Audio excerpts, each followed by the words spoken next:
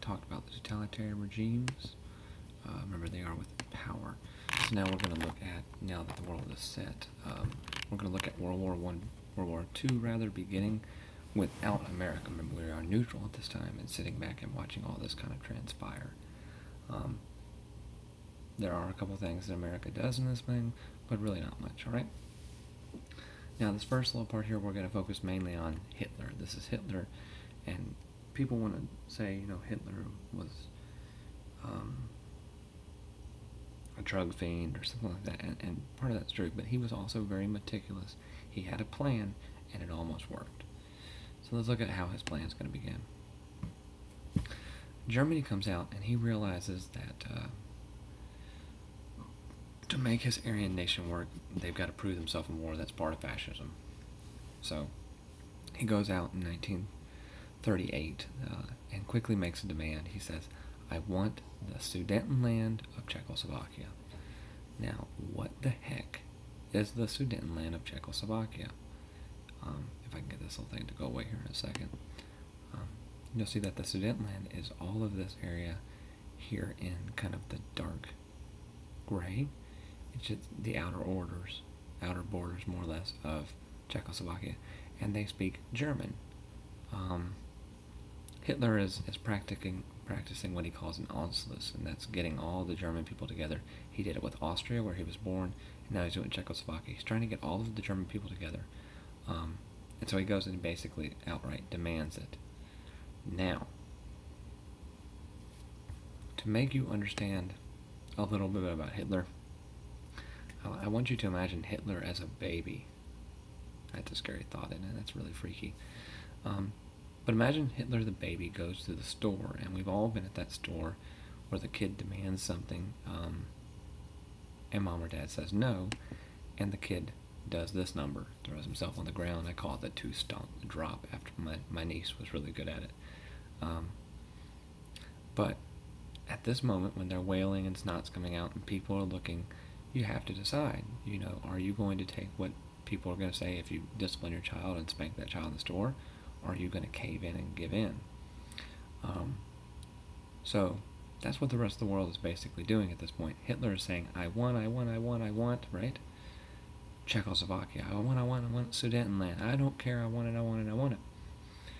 And so the rest of the world is in a depression. We don't have the money to fight a war. We don't want a world war. That'd be the last thing we want. Hitler, however, wants that. He wants a war. Okay? The mantle falls to England, okay? Over in Europe, remember the big four were Italy, United States, France, England. Well, Italy has now switched sides, so there's just the big three, United States, France, and England. Well, remember, we're out of the picture, so it's England and France. Who falls to what? England Prime Minister, his name is Neville Chamberlain, comes up with a plan. He said, let's just give little Adolf what he wants. If he wants the Sudetenland, let's just give him the Sudetenland, and hopefully he'll shut up.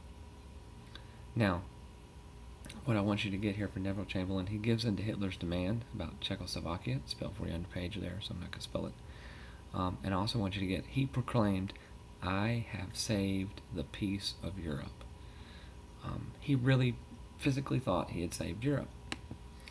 Now, he actually went a step further. He actually traveled all the way to Germany, to Munich. Here he is meeting with Adolf to sign what is called the Munich Pact, or the Munich Conference, okay?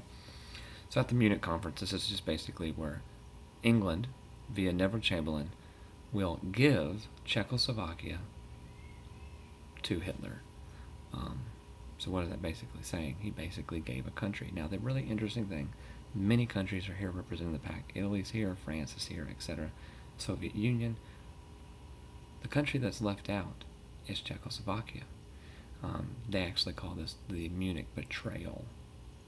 And so going forward. Now, this whole practice that he did here, it's known as appeasement. Hitler sees the spineless leaders of democracy. They're basically laying down and giving him what he wants. He doesn't mind stepping on people's backs, toes, whatever you want to call it. Now, this policy, it's seen right here. Remember one more lollipop, and then you all go home. And if you can see his shirt right here, it says the appeaser. And so we call this appeasement. Appeasement is giving in to someone's demands, generally to prevent some type of volatile or dangerous situation. In the case here, they were giving in to Hitler's demands to prevent war. And as Neville Chamberlain said, and I told you earlier, I have saved the peace of Europe. He physically thought he had saved Europe. The only problem is, we don't see what it's like to give away a country like that. When the Nazis invaded Czechoslovakia, they made people give the Nazi salute. Now there's an interesting little point about that, and I can come back to that later on. It's not originally called the Nazi salute, but that's a discussion for later on. It's an interesting thing maybe for class. So he rolls through Czechoslovakia. He gets them as part of his Reich. Now, the whole point of appeasement is to make sure